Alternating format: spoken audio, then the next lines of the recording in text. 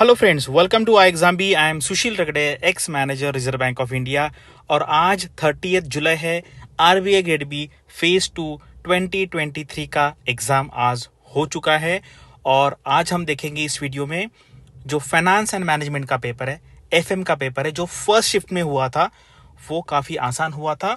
और इसमें मैं बताऊंगा कि मैक्सिमम क्वेश्चन आई एग्जाम बी के कंटेंट से आए हैं और मैं आपको डायरेक्टली यहाँ पर प्रूफ भी दिखा दूंगा। अगर एक्चुअली हम ढूंढेंगे ना सारे क्लासेस तो सब कुछ मिल जाएगा, लेकिन क्या है ना, कभी कभी ऐसा नहीं बोलना है कि 100% क्वेश्चन आए, थोड़ा सा कम ही रखना है। अदरवाइज कोई डाउट भी कर सकता है कि यार सारे के सारे क्वेश्चन कैसे आ गए। और यहाँ पे कुछ क्वेश्चन अभी जो मॉक टेस्ट थे ना उसमें से डायरेक्टली आए हैं और ये ईजी पेपर था। मतलब मुझे लगता है ना जितने सारे कोचिंग इंस्टीट्यूट होंगे ना ये टॉपिक तो सारे पढ़ाते, क्योंकि सिलेबस आपके सामने है, इंपॉर्टेंट क्वेश्चंस है, वो सारे कवर किए होंगे। लेकिन अगर आपने आंसर राइटिंग नहीं की होगी, अगर आपने क्वेश्चन पेपर चेक नहीं कराए होंगे तो फिर कोई फायदा नहीं। अदरवाइज ये जो सारा कंटेंट है ना ऑलमोस्ट ऑल इंस्टीट्यूट के कंटेंट में आपको मिल जाएगा। मैं आपको बस ये बताने वाला हूँ कि ये कैसे लिखना है, कैसे फ्लो रखना है, क्या स्ट्रेटेजी रखनी है, वो जो मेंटर आपको बता पाएगा ना तो वो सही गाइडेंस है। अदरवाइज कंटेंट तो आपको सबको मिल जाएगा, ये सभी लोगों ने पढ़ा होगा, लेकिन जो लोग लिखा नहीं होगा ना उनको दिक्कत आएगी। तो चलो वीडियो स्टार्ट करते हैं। तो ये है आपका एफएम का एनालिसिस और ये इजी पेपर था मुझे ऐसे लगता है। मैंने अभी तक सुबह मैंने 2 लोगों से बात किया था, अभी 3-4 लोगों से बात किया है, तो 5-6 लोग जो है वो बोल रहे कि सर काफी इजी था। तो यहाँ पे ना 80-85 तक मार्क्स भी कोई लोग यहाँ पे मतलब उनको मिल सकता है। तो देखेंगे रिजल्ट आने के बाद, क्योंकि डिस्क्रिप्टिव में ना अंदाजा करना थोड़ा सा मुश्किल होता है। तो और अभी एग्जाम भी मैं आपको बताऊंगा कि देखो कंटेंट है ना, अगर आपको कोई 10,000 पेज का देगा और 500 पेज का देगा तो आप मुझे बताओ आप कौन सा पढ़ेंगे। ठीक है, तो कंटेंट क्या होना चाहिए, क्रिस्प होना चाहिए, उससे आपकी प्रिपरेशन फास्टर होती है, टाइम से होता है। और वो हमारा यहाँ पर मोटो है, इसलिए हम ना बहुत ही शॉर्टेड कंटेंट देते हैं। आप किसी को भी पूछ लीजिए, जितने सारे प्लेटफॉर्म है हम शॉर्ट देने का ट्राई करते हैं। और इसीलिए हम बोलते हैं कि यार 50% फास्टर है, वो बहुत इंपॉर्टेंट है, क्योंकि यहाँ पर वर्किंग प्रोफेशनल है तो उनको ये मतलब टाइम मिले करने के लिए, इसी एंगल से हम यहाँ पे क्वेश्चन बनाते हैं और उसी तरीके से कंटेंट भी डिजाइन करते हैं। तो ये देखो, ये है क्वेश्चन पेपर, डिस्क्रिप्टिव का क्वेश्चन पेपर है और ये इजी है।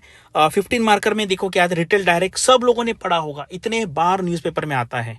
लेकिन क्या है ना, सिर्फ देखने से नहीं होगा, आपको वो आंसर लिखना है, उसके बाद वो पेपर चेक भी कराना है एक्सपर्ट फैकल्टी से, तो ही फायदा होगा। बिग 5 फैक्टर मॉडल ये सारे मैनेजमेंट कोर्सेज के नोट्स में मिल जाएगा। 14 प्रिंसिपल्स है, उसके बाद ये कोड ऑफ कंडक्ट है, ओएनडीसी के बारे में, pre sanction credit line of UPI, यानी कि ये जनरल पेपर है।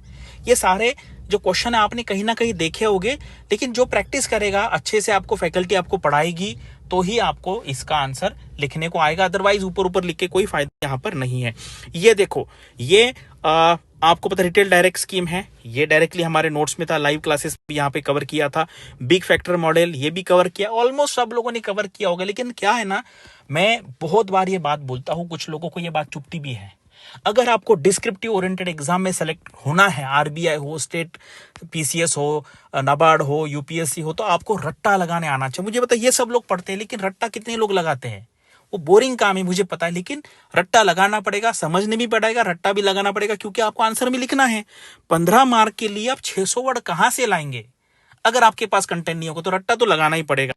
ठीक है, 14 प्रिंसिपल्स ऑफ, ये तो अरे हमने तो इतने बार, मतलब जिन्होंने एमबीए किया है, मैंने एमबीए फाइनेंस किया, तो ये तो रट्टा लगाने में पड़ता है। वो 14 के 14 मैंने सीक्वेंस में याद किया था, तो मैंने क्लास में भी मैं लोग बोलता हूँ कि आप जो भी करेंगे देखो लिमिटेड करना है, लेकिन अच्छे से रट्टा लगा के करना है। ये बहुत एक्सपेक्टेड क्वेश्चन है, ये मतलब किसी में जो बोल रहा हूँ ये कोई बड़ी बात नहीं यार, वो तो आएगा ही आएगा, लेकिन आप उसको किस तरीके से, ये कोड ऑफ कंडक्ट है, इथिक्स के क्लास में आपको बताया डॉक्टर शर्मा सर, जो अभी कल ही मैंने इमेज डाला, आज ही इमेज डाला, कल सर आरबीआई में गए थे। आरबीआई में सर को बुलाते हैं, आप लेक्चर लीजिए इंस्पेक्शन के बारे में, ऑर्गेनाइजेशन बिहेवियर के बारे में। आईएम अहमदाबाद में बुलाते, लखनऊ में बुलाते, वो आपको यहाँ पे पढ़ाने के लिए। तो सर बहुत अच्छे से यहाँ पे कवर किया था।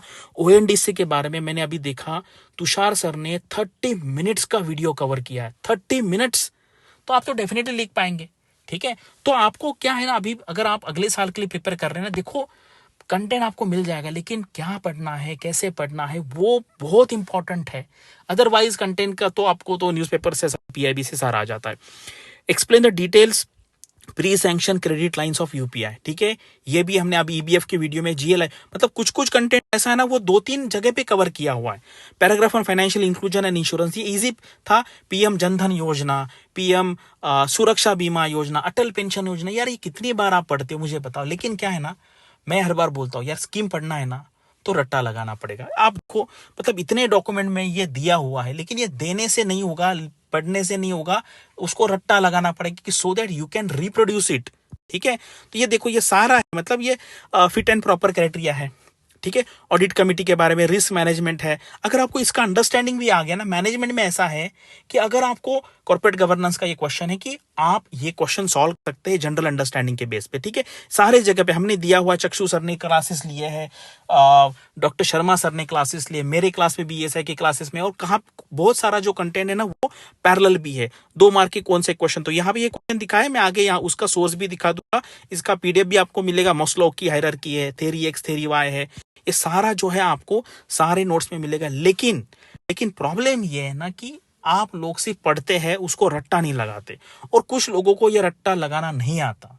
अगर आपको नहीं आता तो थोड़ी दिक्कत तो आएगा, आपको लगाना पड़ेगा, क्योंकि एग्जाम में जाके 600 वर्ड 400 वर्ड कम्युनिकेशन है, लिखेंगे नहीं तो किस तरीके से आप इसको कवर करेंगे, ठीक है। तो अभी देखो, ये जो एनालिसिस बनाया हुआ अभी क्या है ना, देखो आपको पता है रेस लग गई है कि हमारे कोर्स से ये आया, हमारे को वो बताने की, तो इसलिए जल्दी बताना पड़ा। अदरवाइज पूरा कोर्स देखेंगे ना, वीडियो देखेंगे तो सब कुछ मिल जाएगा, लेकिन उससे फायदा नहीं होने वाला। आपको वो देखना है, करना है, बैठना है, शांति से बैठना है, अच्छे से नोट्स बनाने खुद के, उसको मगअप करना है, और आंसर राइटिंग प्रैक्टिस करना। आपने देखा होगा डायरेक्टली क्वेश्चंस आए हैं मॉक टेस्ट से। मैंने क्या कहा था बच्चों को, यार मैंने क्वेश्चन सब लोगों को पहले ही दे दिए थे, और मैंने कहा था ये क्वेश्चन पढ़ो, रट्टा लगाओ और लिखो। अगर आपने लिखा होगा तो यार ये 2 क्वेश्चन तो डायरेक्टली लिख लेते आप, मतलब कितने कम पढ़ाई में। तो ये समझना बहुत जरूरी है।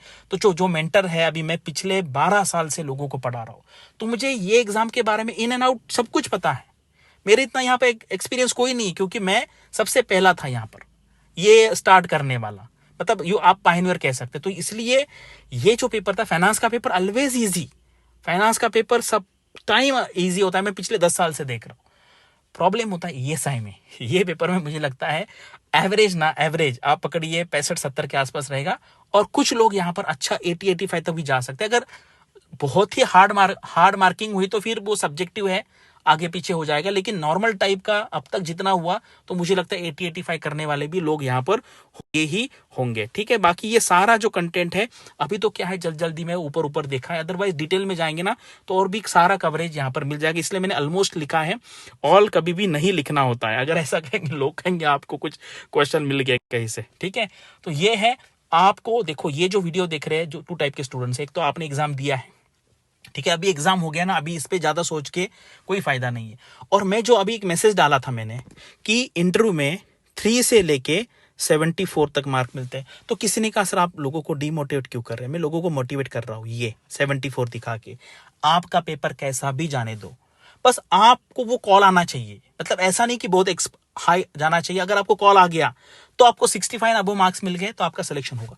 यानी कि जो होप है, ये बताने का रीजन है, ये होप है, होप कि 70 से ऊपर मार्क मिलते हैं। 74 आउट ऑफ 75, यानी कि 97-98% मार्क इंटरव्यू में मिलते हैं आरबीआई के।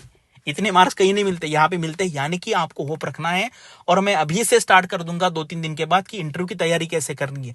बिल्कुल यहाँ पे 1-2 दिन निकाल दीजिए, आप निकालिए कि स्कोर कितना आ रहा है, क्या हो रहा है वो।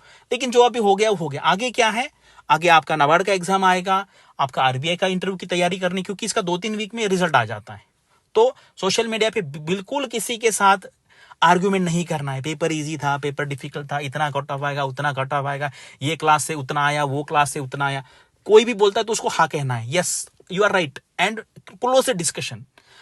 Save your energy, save your money, save your time, and get success in life. ये सिंपल फॉर्मूला है, ठीक है। अभी ये जरूरत है, मेरी भी आपकी भी वीडियो बनाया हुआ है, इससे लेसन लीजिए और आगे की तैयारी चालू कर दीजिए। जैसे मुझे बाकी के जैसे इंग्लिश का तो मैंने बता दिया, मैंने वीडियो बनाया था। जो एक्सपेक्टेड टॉपिक्स थे ना इंग्लिश के, मेरे पहला ही टॉपिक आया है।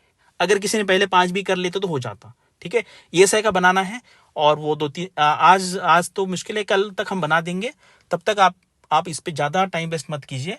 आपको इससे लर्निंग लेना है और इमीडिएटली पढ़ाई चालू करनी, क्योंकि नाबार्ड का नोटिफिकेशन ये महीने में ही आएगा 99%, नहीं तो अदरवाइज 15 अगले महीना का जो 15 तारीख है, यानी कि मैं अगला यानी कि सितंबर बोल रहा हूँ, तब तक आ जाएगा। 15 सितंबर के पहले आप यहाँ पे लगे रहो। Thank for watching this video and all the best for your studies and upcoming examination.